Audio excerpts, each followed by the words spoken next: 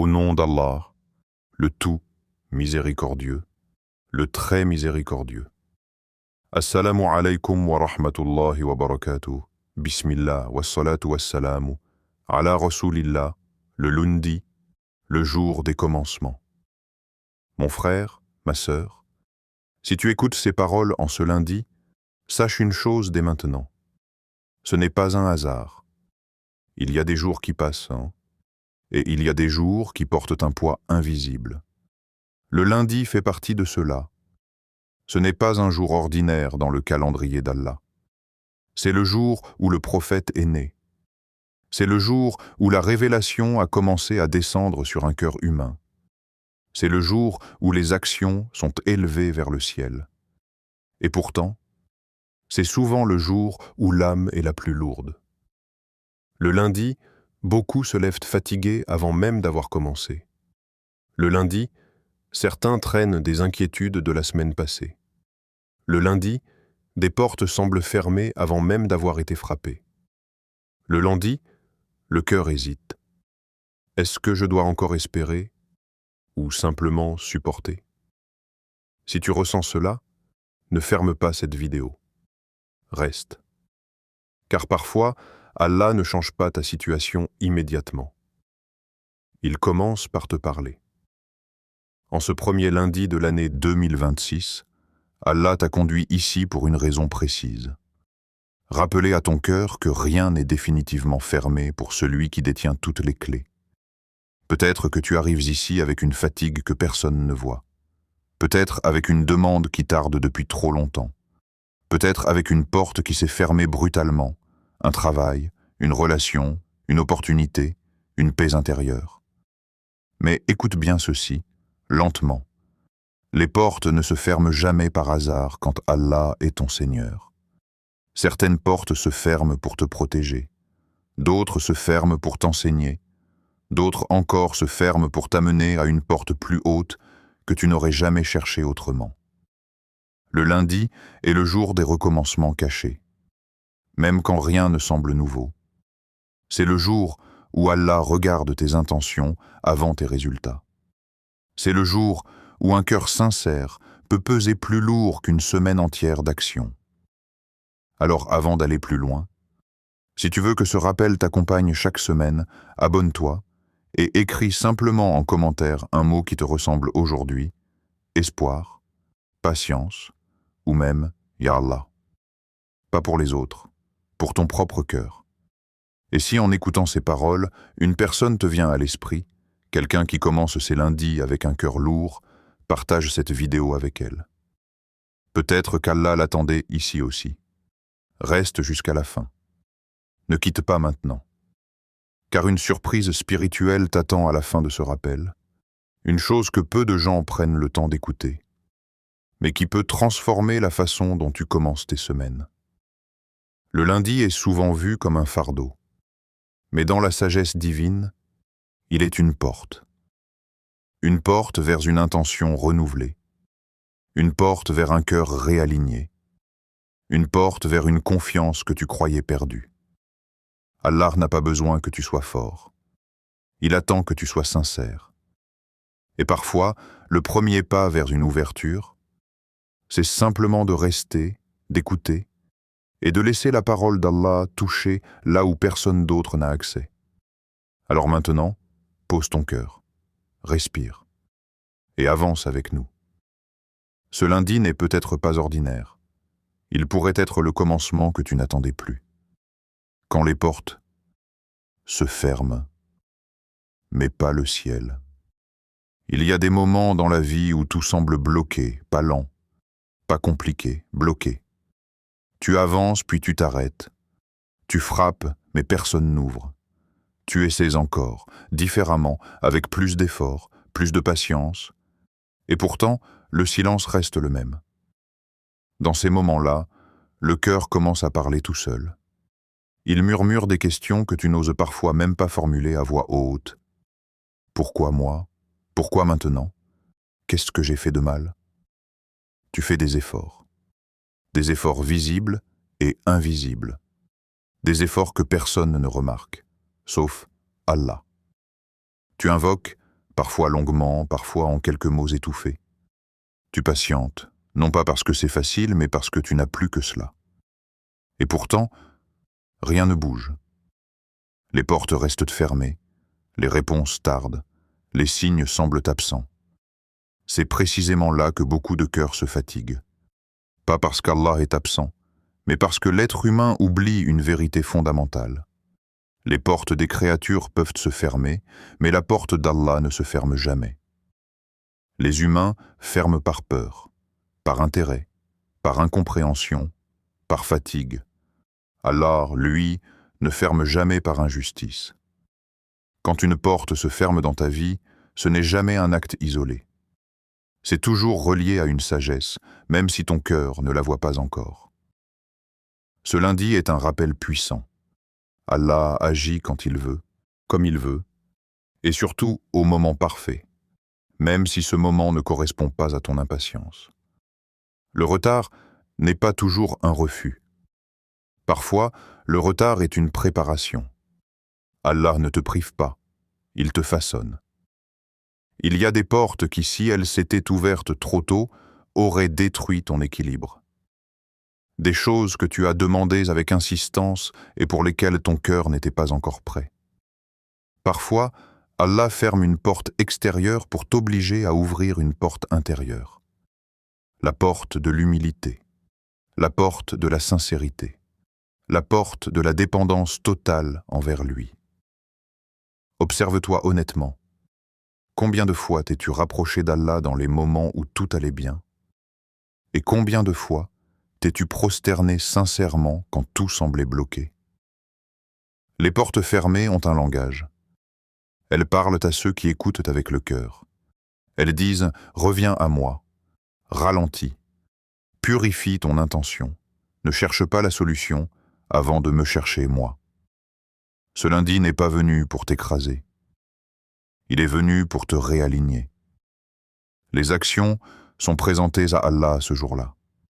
Pas seulement tes actes visibles, mais aussi tes soupirs, tes larmes silencieuses, tes combats intérieurs. Quand une porte se ferme, le ciel reste ouvert. Et tant que le ciel est ouvert, tout peut encore changer. Il y a des personnes qui ont tout perdu extérieurement, mais qui ont gagné une proximité avec Allah que des années de confort ne leur avaient jamais offerte.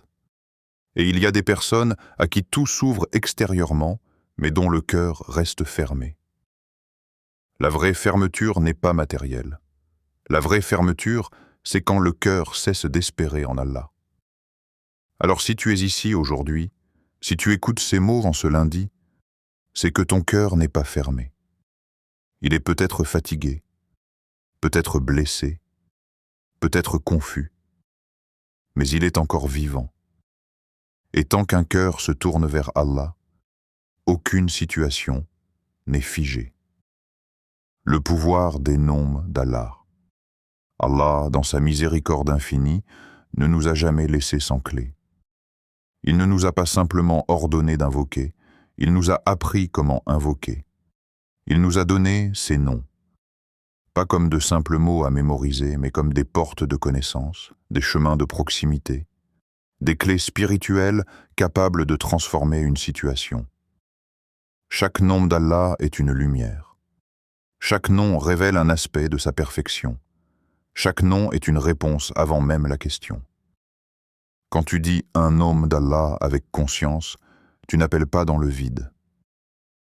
Tu t'adresses à celui qui possède exactement ce dont ton cœur a besoin à cet instant précis. Le prophète nous a transmis une vérité immense. Allah aime être invoqué par ses noms. Et celui qui l'invoque ainsi n'est jamais ignoré. Parfois, nous demandons sans comprendre qui nous appelons. Nous demandons une solution, alors qu'Allah veut d'abord nous enseigner sa connaissance. Car connaître Allah, c'est déjà une ouverture. Les noms d'Allah ne sont pas abstraits. Ils ne sont pas réservés aux livres.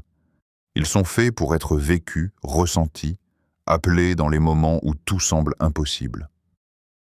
Quand une porte est fermée, le problème n'est pas toujours l'absence d'opportunité, mais l'absence de connexion profonde. Allah veut que tu l'appelles non pas comme un dernier recours, mais comme la première direction. Ce lundi est béni non pas seulement par le temps, mais par l'intention que tu y mets. Méditer sur les noms d'Allah ce jour-là, c'est aligner ton cœur avec la source même des ouvertures. Il y a des invocations qui restent générales, et il y a des invocations ciblées, conscientes, profondes. Quand tu appelles Allah par un nom précis, tu reconnais implicitement « Ya Allah, je sais que tu es capable, je sais que tu sais, je sais que tu vois ce que je ne vois pas. » C'est un acte de tawhid pur, un acte de confiance totale. Aujourd'hui, en ce lundi béni, nous ne parlons pas de formules magiques, nous parlons de présence du cœur. Les noms d'Allah agissent quand ils sont prononcés avec humilité, avec sincérité, avec conscience. Un nom dit mécaniquement est une parole. Un nom dit avec le cœur est une clé. Et parfois, une seule clé suffit pour ouvrir ce que tu croyais scellé à jamais. Les savants ont toujours rappelé, celui qui connaît Allah dans l'aisance, Allah le connaît dans la difficulté. Mais même si tu ne l'as pas toujours invoqué comme tu aurais dû, même si ton cœur s'est parfois éloigné, les noms d'Allah restent accessibles. Ils ne te jugent pas. Ils t'accueillent. Allah ne te demande pas d'être parfait pour l'appeler. Il te demande d'être sincère. En méditant sur ces noms, tu changes ta manière de voir ta situation. Tu réalises que ce n'est pas la porte qui est trop lourde, mais que la clé que tu utilisais n'était pas la bonne.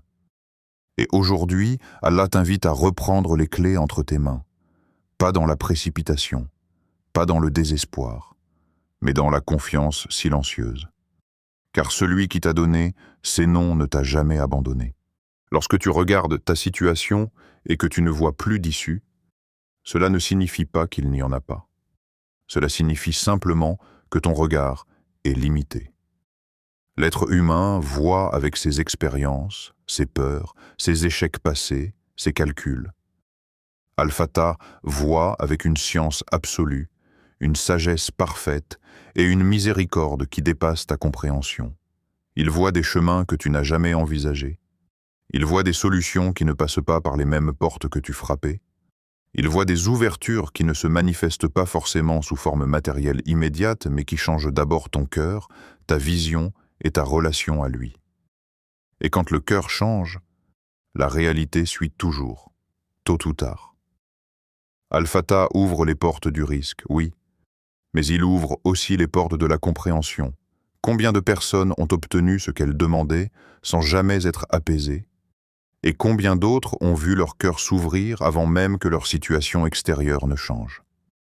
L'ouverture d'Al-Fatah commence souvent à l'intérieur.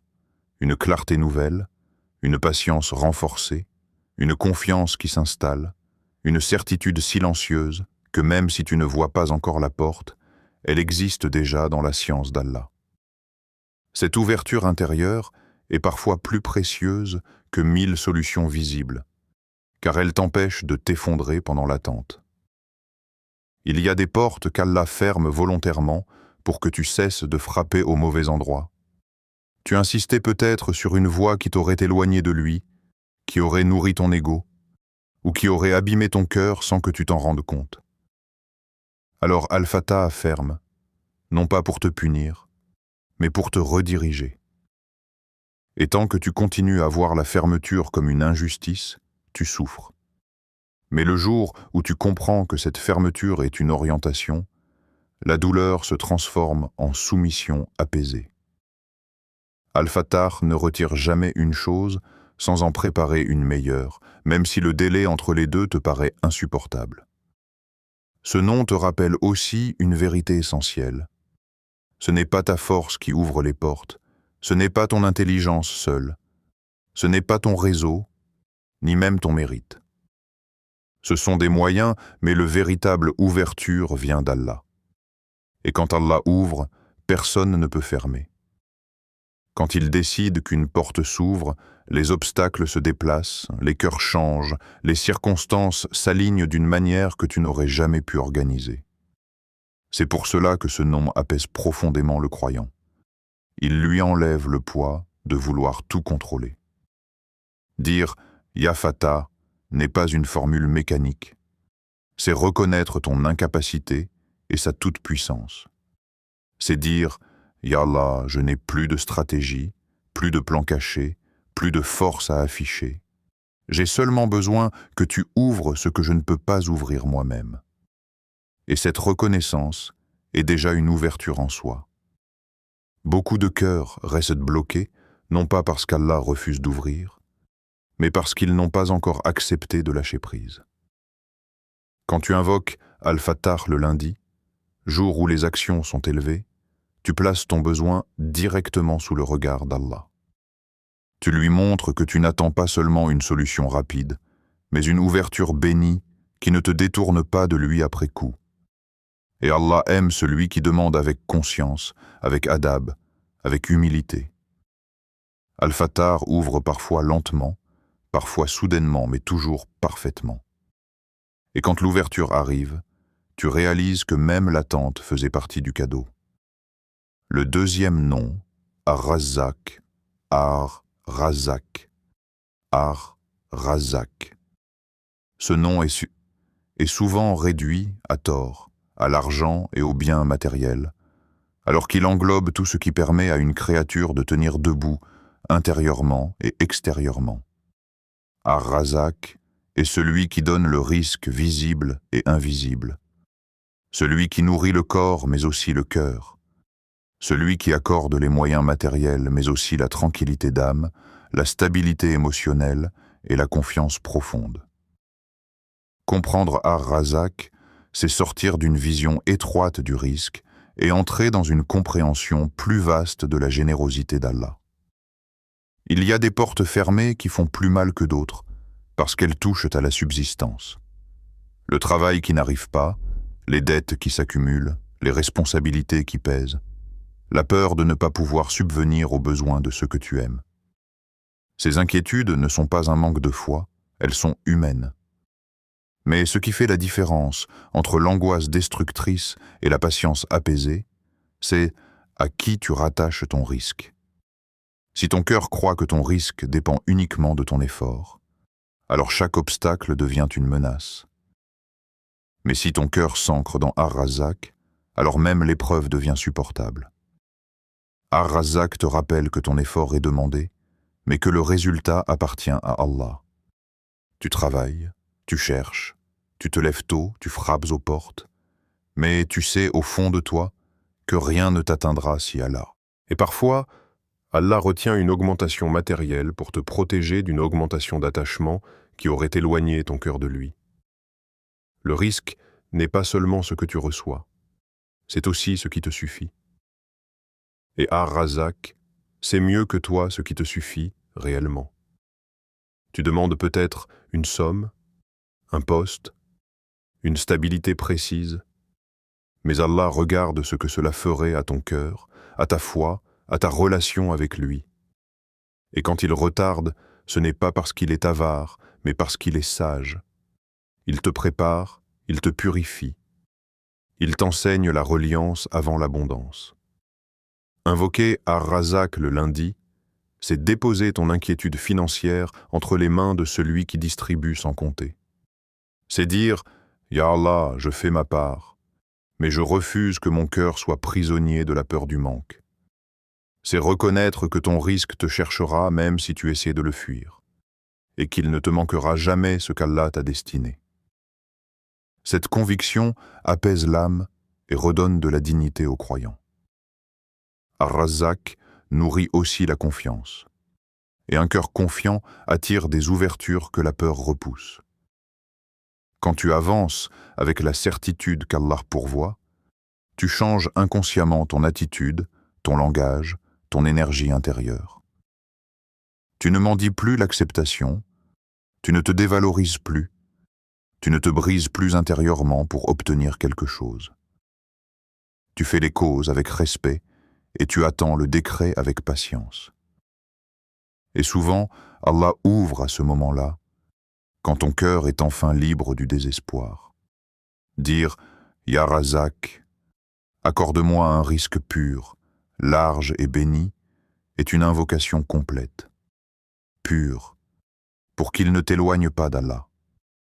Large, pour qu'il suffise à tes besoins.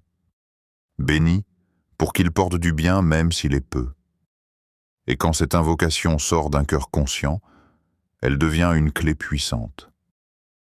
Ar-Razak n'oublie jamais celui qui place sa confiance en lui, surtout quand cette confiance naît au milieu de l'incertitude. Le troisième nom, El-Latif, Al-Latif, Al-Latif.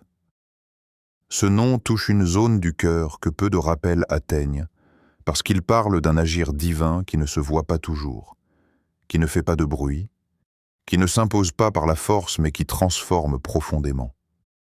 Al-Latif, c'est celui qui intervient dans ta vie sans te brusquer, celui qui t'accompagne sans que tu t'en rendes compte, celui qui place des barrières invisibles là où tu croyais avancer librement, non pas pour te frustrer mais pour te préserver.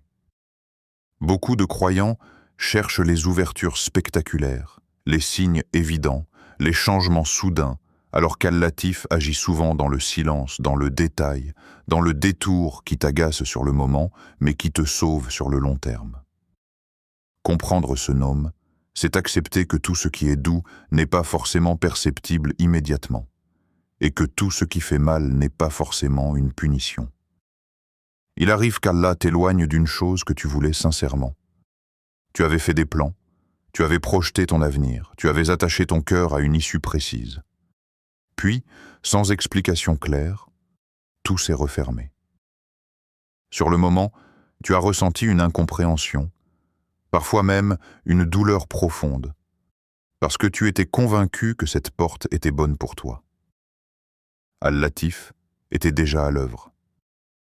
Il voyait ce que tu ne voyais pas, une fatigue à long terme, une épreuve future, une blessure que ton cœur n'aurait pas supportée, un éloignement progressif de lui.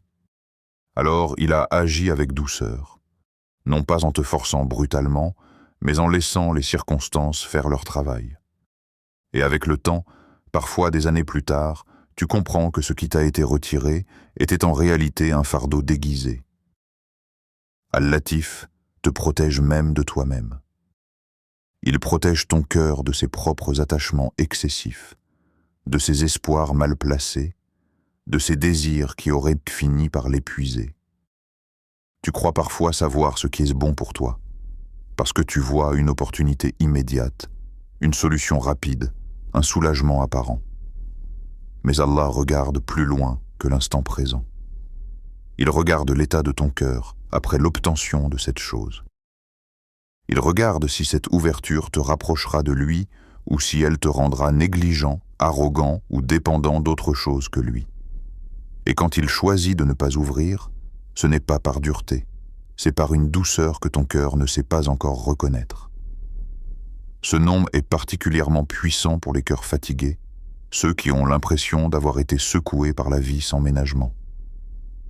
Al-Latif rappelle que même dans les épreuves les plus rudes, il y a une part de douceur cachée. Une rencontre qui t'a évité une chute plus grave, un retard qui t'a protégé d'un accident, une déception qui t'a rapproché d'Allah plus que toutes les facilités que tu aurais pu recevoir. La douceur d'Allah ne signifie pas l'absence d'épreuves, elle signifie la présence d'une sagesse bienveillante à l'intérieur même de l'épreuve. Et cette distinction change profondément. Le lundi, jour où les actions sont présentées à Allah, invoquer Al-Latif prend une dimension particulière. C'est comme si tu déposais ton incompréhension devant lui et que tu disais « Ya Allah, je ne vois pas la douceur, mais je crois qu'elle est scellée là. Je ne comprends pas tout, mais je te fais confiance. » Cette invocation n'efface pas immédiatement la douleur, mais elle empêche la douleur de se transformer en amertume. Elle empêche ton cœur de se fermer. Et un cœur qui reste ouvert, même dans l'épreuve, est un cœur qu'Allah ne délaisse jamais. Comment invoquer ces noms le lundi? Invoquer n'est pas simplement parler. Invoquer, c'est se présenter intérieurement devant Allah dans un état précis.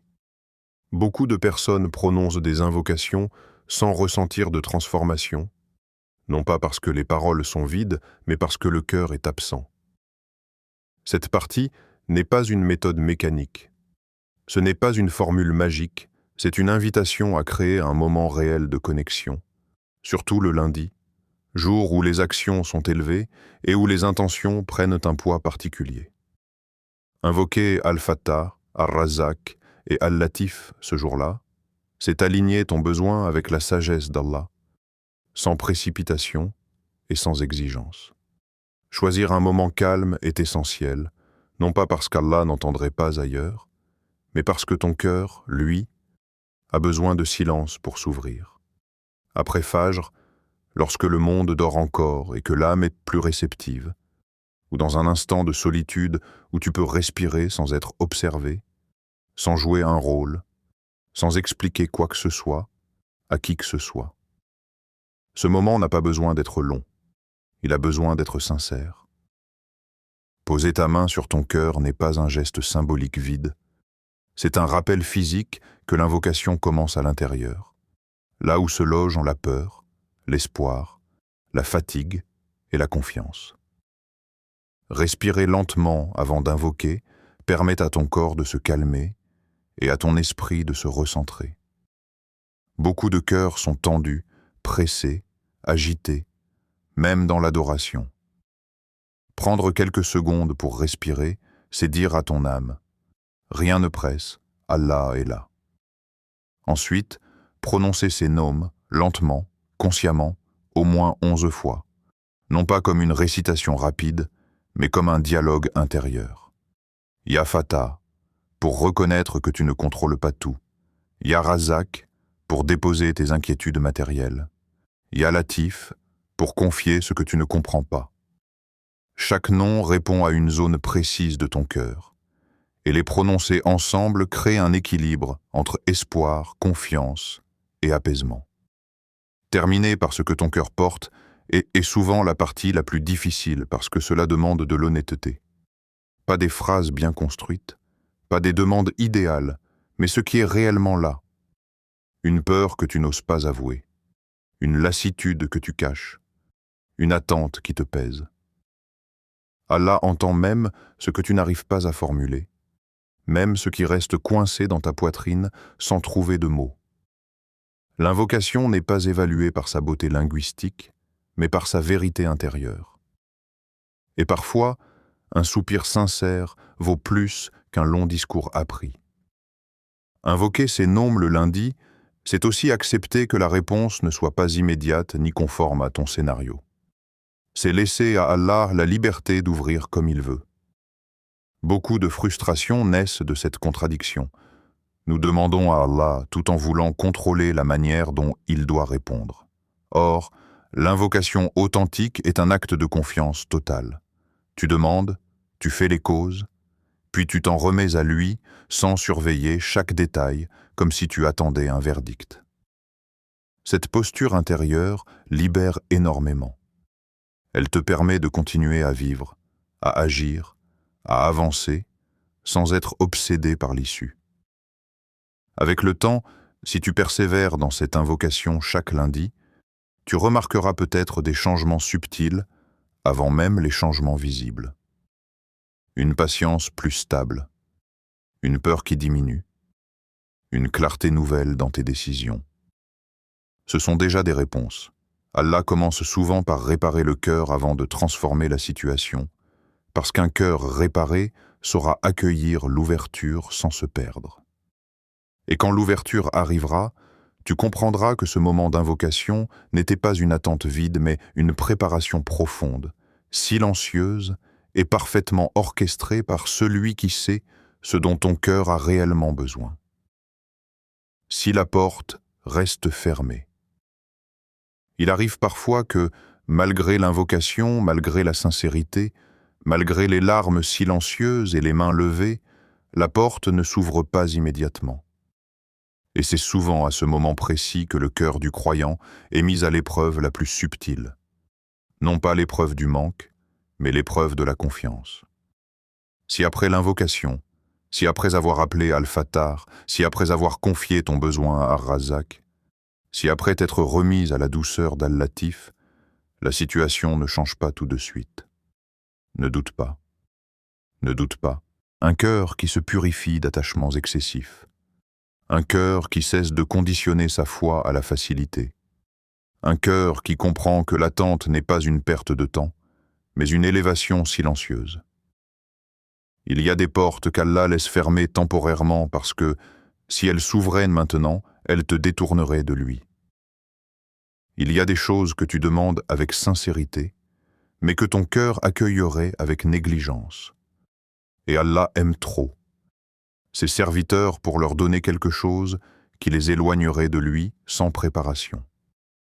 La patience n'est pas une résignation passive.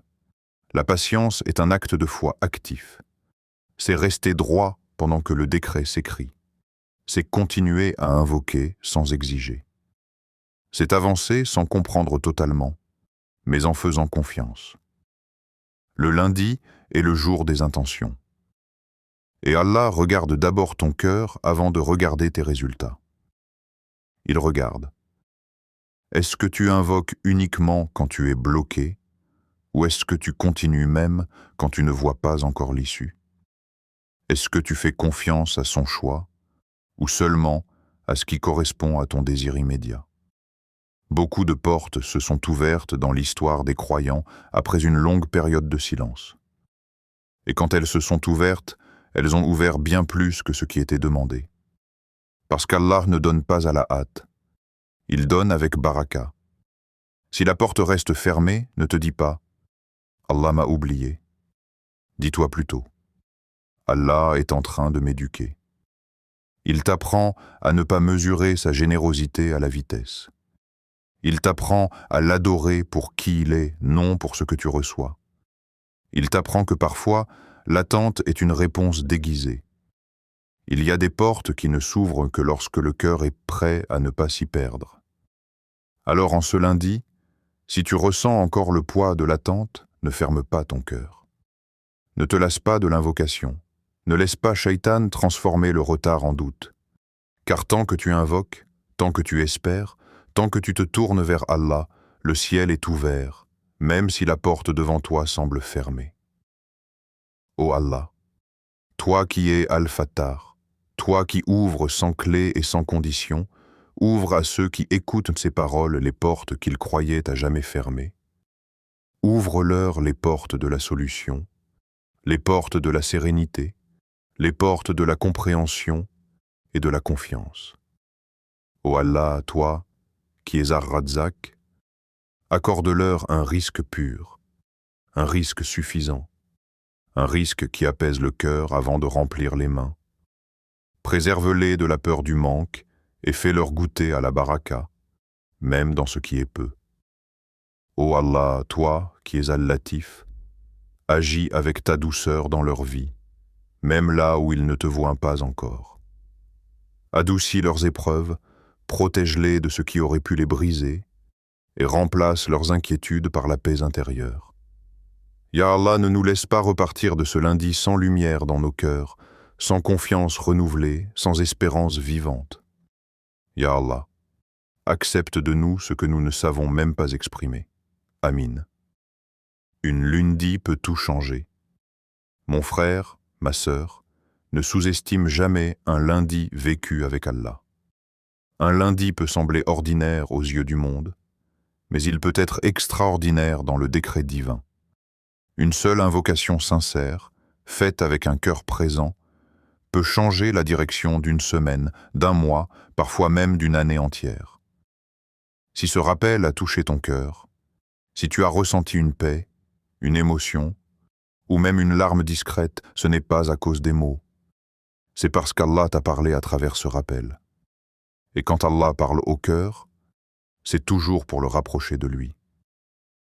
Souviens-toi, les portes peuvent tarder, les réponses peuvent se faire attendre, mais Allah ne déçoit jamais celui qui espère en lui.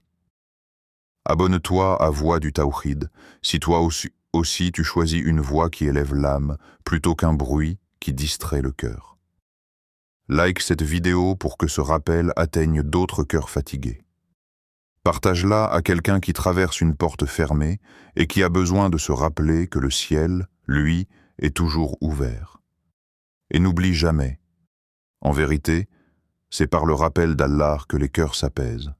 Coran 13, 28. Qu'Allah t'accorde un lundi rempli d'ouverture, visible et invisible,